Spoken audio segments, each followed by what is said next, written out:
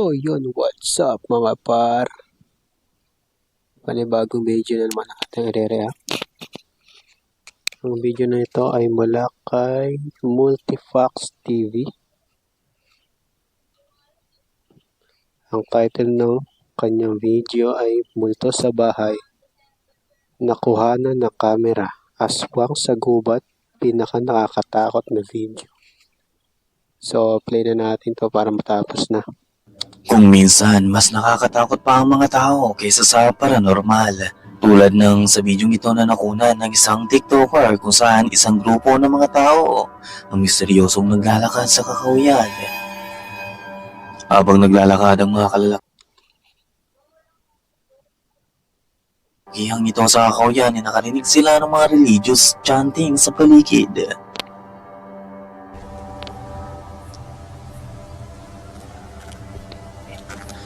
Labis silang nagtataka at kahit natakot man ay hinanap pa rin nila ang pinagmumulan nito. Mula sa kalayuan ay nakita na nga nila ang pinagmumulan ng mga narinig nila.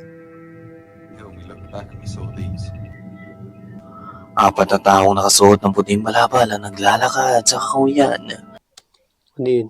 Kulto? We don't know who they are, like some sort of like cult or religion.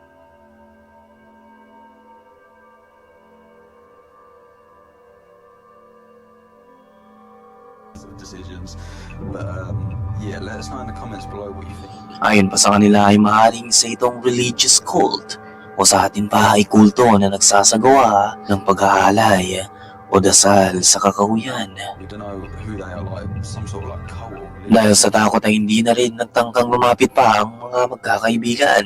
Pero ikaw, ano sa tingin mo? Totoo nga kayang mga kulto ito? We don't know who they are, like some sort of like cult. Si Nick mula sa YouTube channel na The Hooker ay nakakaranas ng mga paranormal activity sa bahay nito.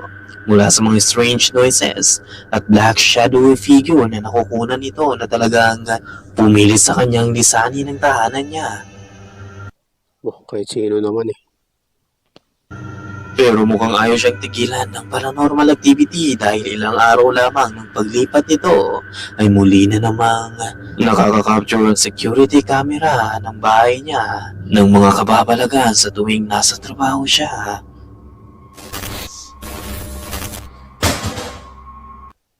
Sumunod no? Sumunod sa kanya yung bulto.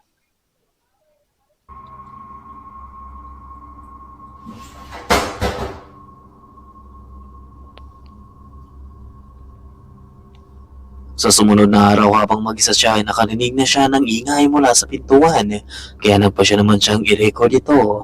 Habang marahan niya itong tinitignan ay sa hindi inaasang pangyayari ay ito ang makukunan niya.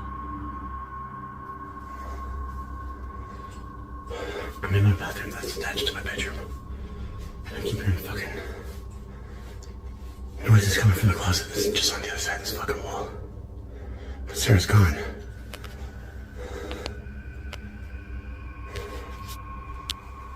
Babe. Babe. Hello? Babe. Max. What the fuck?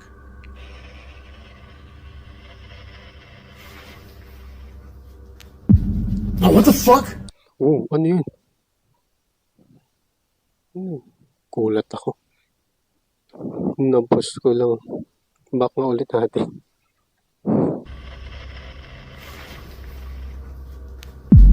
Oh, what the fuck? Dude.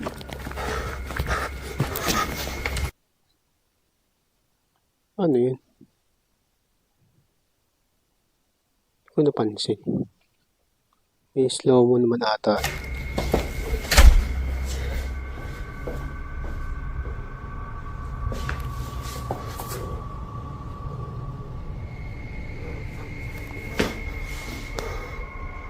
I heard someone out in the driveway too. Did you fucking see that? Hindi ko nakita. Someone's in my fucking closet.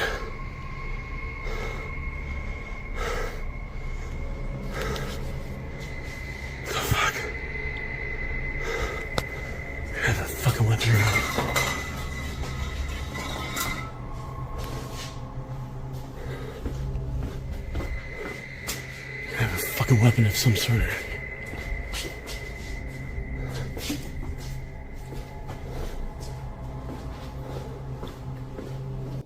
Si Panday pala ito eh.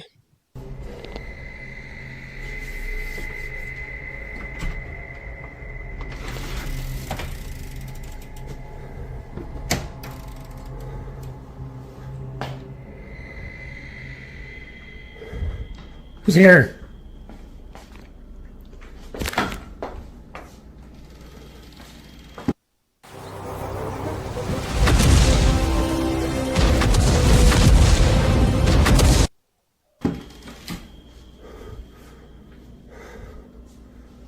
Who's here?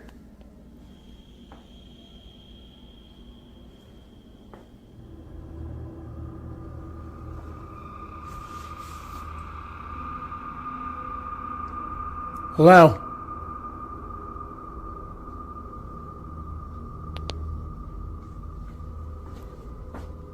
Oh, Jesus, fuck. God damn, man, what the fuck?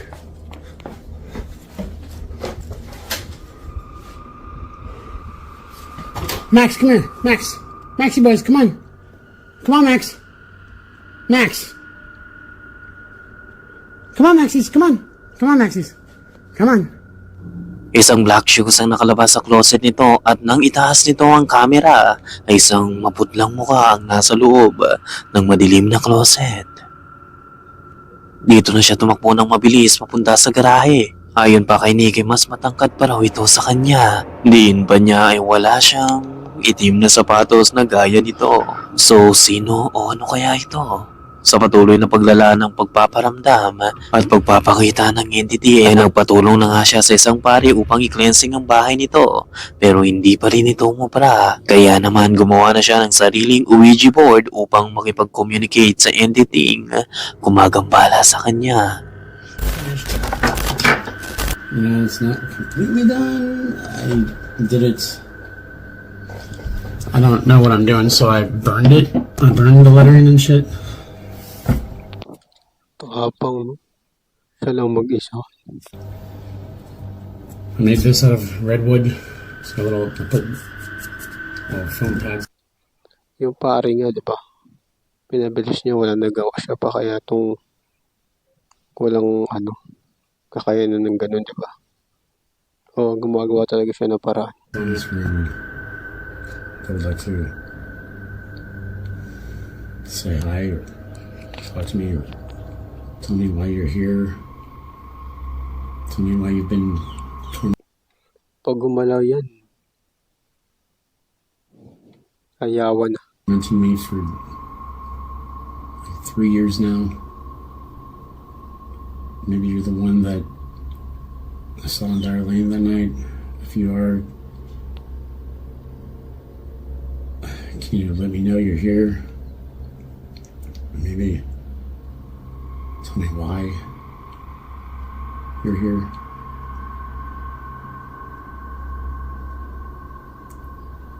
Is anybody in this room aside from me?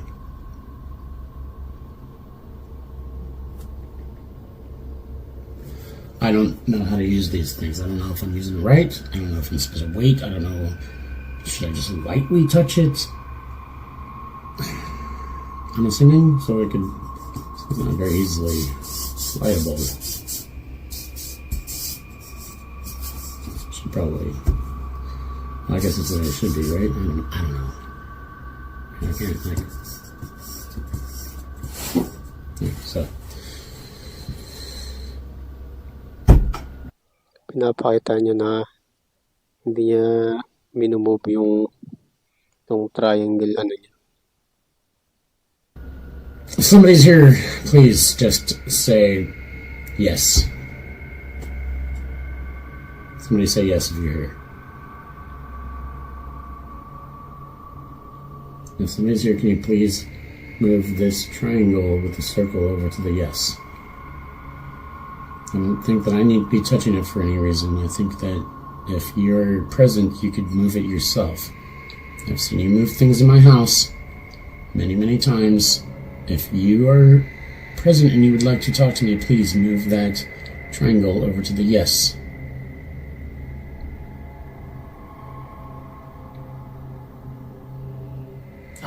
Forgot one thing. Whoops. Goodbye, whoever might be in the room and doesn't want to talk. Goodbye. Go back to where you were. Goodbye. It's like, whatever. Okay. Tapos pag alis niya, no? Pag alis niya, nakakatakot dito. Pag alis niya, biglang gumalaw. Pumunta sa yes. Walang nangyari, Oni. Isang senyales Wala pala. Wala ata. na rumisponde ang entity sa paggamit nito ng Ouija board. Kaya naman nagpasya na lamang siyang itigil ito. Pero gaya ng rules, huwag na huwag kang gagamit ng Ouija board kung hindi ka marunong nito dahil isa itong malaking pagkakamali. 2 linggo na nga ang lumipas at ito na nga ang resulta ng Ouija board session niya. Huwag kang kukurap.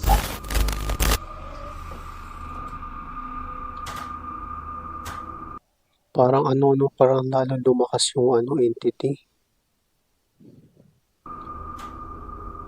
Kaya hindi talaga biro yung gumawa ng gano'n, lalo na yung mga hindi eksperto.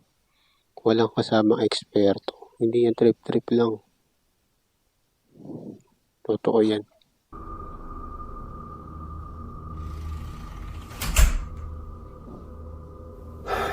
Should never fucked with that Ouija board.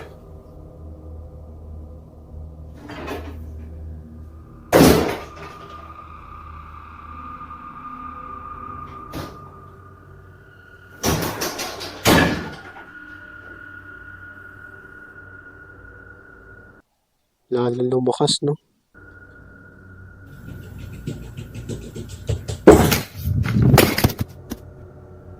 Nagsigalawan ng kusa ang mga gamit sa loob ng bahay ni Nick.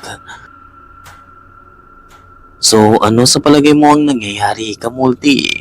May dark entity kaya sa bagong bahay ni Nick? O ang lahat ng ito ay gawa-gawa lamang? Ikaw na ang humusga.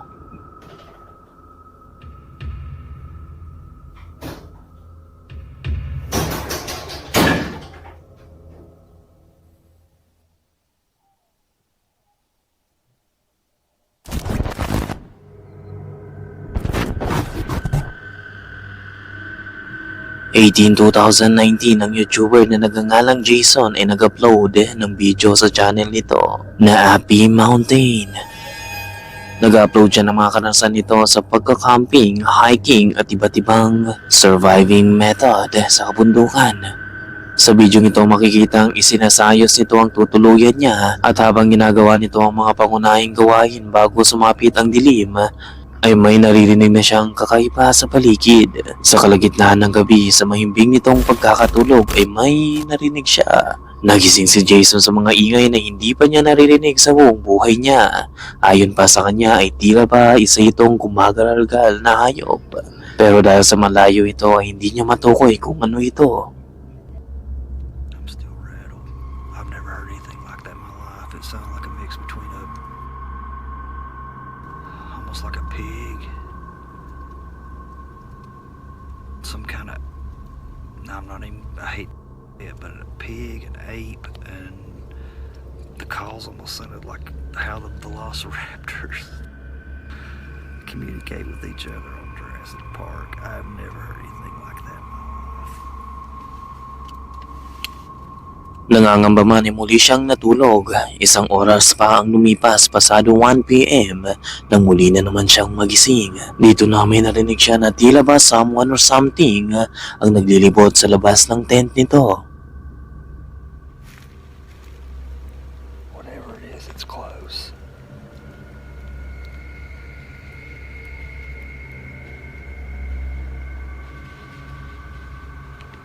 Hear that? Whatever it is, it sounded like there was 2 or 3 of them. And it started on the other side of my camp. Went around my perimeter. May nakita ka ba? Pansinin mong maigi ang mga matang umiilaw sa ibaba. Well, maaaring hayop lamang ito tulad ng coyote o lobo na pinagmamasdan siya.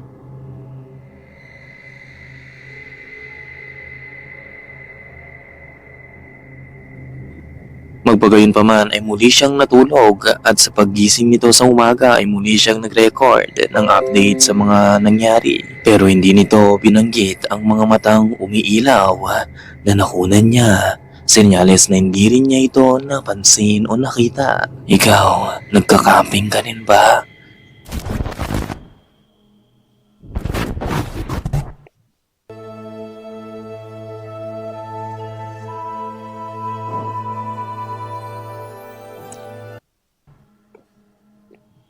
Si Leon rito ay nakakaranas ng mga kakatuwang pangyayari sa loob ng bahay nito.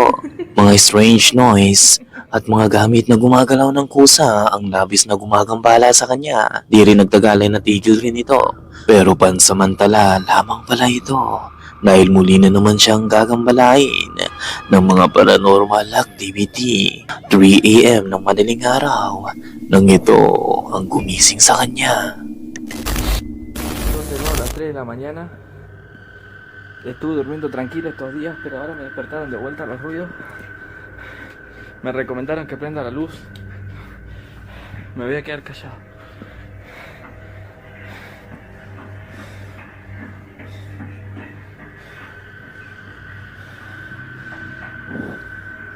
Parang ano, naglalakad.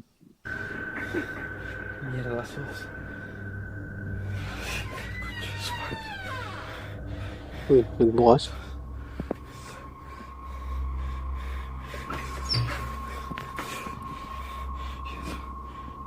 Uy, CR pala yun.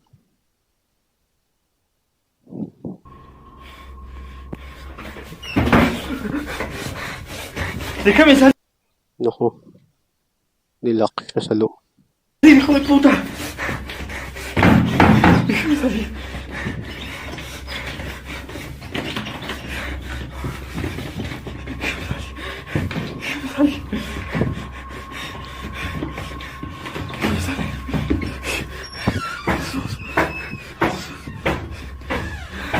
Jesús.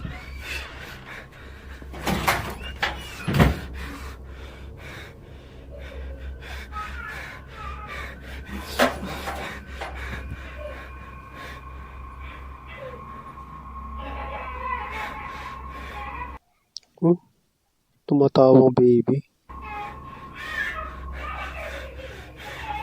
Nagising siya nang makarinig siya ng mga ingay na nagmumula sa loob ng bathroom at nang lalapitan niya nga ito ay kusa itong nagbukas.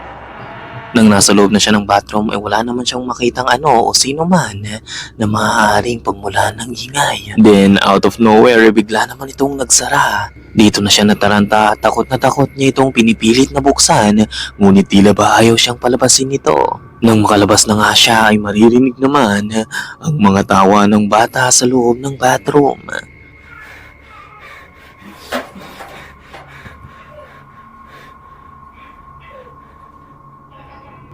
Dahil nga dito ay minabuti na lamang niyang lisanin muna ang bahay. Ngunit Creepy. tila ba sinusundan siya ng entity. Dahil makalipas lamang ang ilang araw sa isang bahay nito ay muli na naman siyang makakaranas ng paranormal activity. 3 de la mañana me vine a la casa del campo. Leí muchos comentarios que me recomendaban que me mude y me vine para acá para ver si el problema era yo. Pero parece que me sigue porque se escucha. Estoy escuchando. Yo ya no, miedo ya no tengo.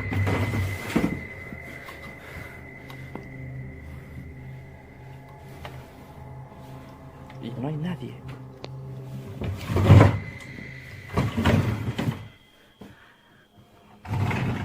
El ropero de este es grandísimo, pero no, es increíble, pero parece que me sigue. La verdad, no. Uy, Es eso.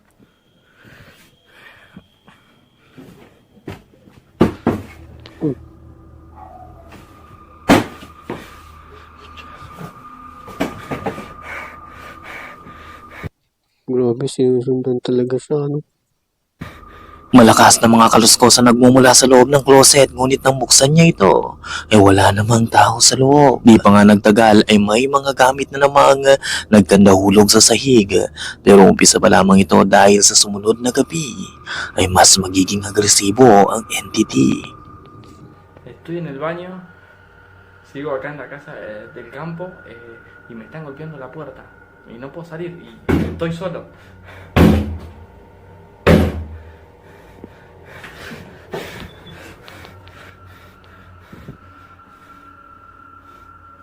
Grabe.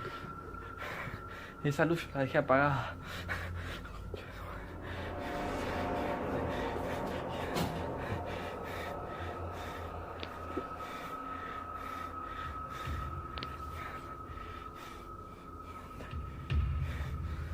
Déjame tranquilo.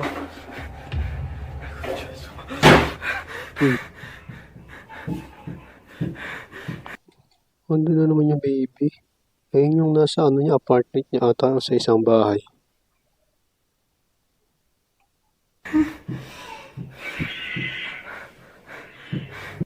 Pinagtatawanan siya, ano? Déjame tranquilo. Andate.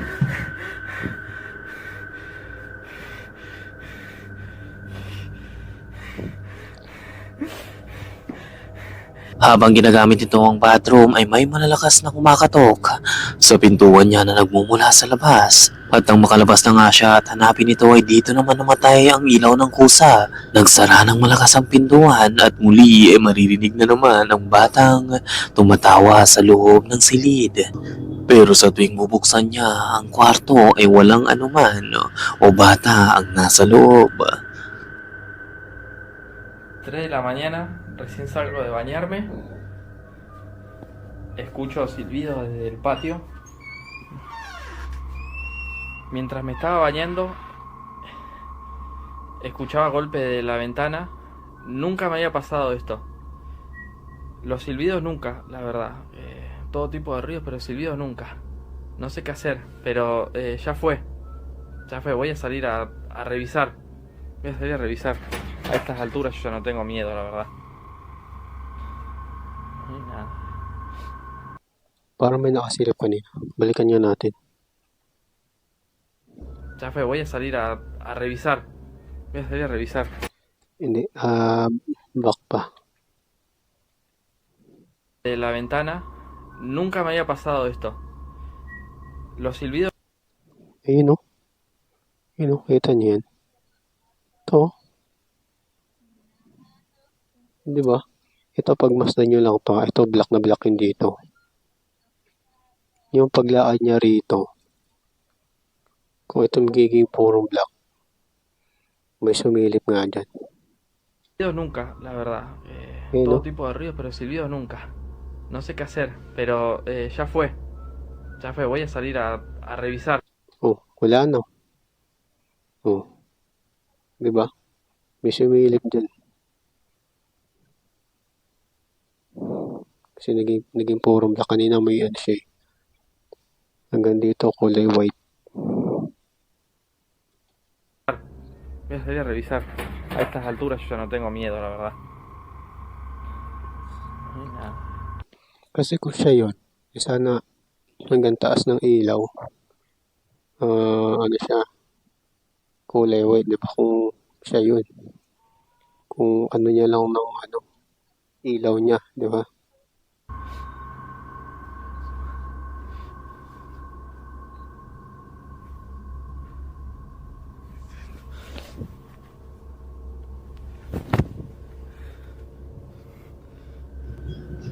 Tila ba may tao sa likod ng kortina kaya agad niya itong hinawi pero walang tao sa likod nito.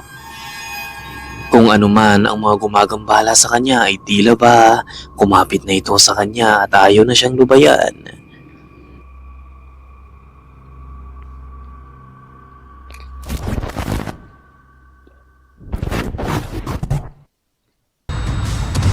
Concentrate fire on the designated target. Torpedoes, direct front. Grabe yun. Ang lalaking ito ay binantayan ng ama nito habang umuungol buong magdamag. Ayon sa anak nito ay matagal nang may dinaramdam ang ama nito at talagang hindi na kayang tumayo pa. Napakahina na rin ang mga katawan nito. This is a video of the last few minutes of Dad's life. Mom had been with him throughout the night and heard the death rattle, but she went on to bed and suddenly I woke up at 6 o'clock. Umupo siya sa tabi at tinawakan ng kamay ng ama habang pinakikinggan ito. Talked to Mom and said, I think it's the very end. I sat down with him and held his hand, and you can hear the death rattle. Kinakantahan pa nito ni Mark ng religious song upang maging maayos ang paglisan nito sa mundo. Di nga nagtagal ay tuluyan na nga itong namahalam. Nakita rin sa video ang isang ilaw na lumabas at lumipad palayo. Pinaniniwalaan ni Mark na ito ang kaluluwa ng ama niyang namayapa. Nakakalungkot man ang video ito ay kailangan nating isipin at tanggapin na lahat tayo ay pupunta sa ganitong sitwasyon.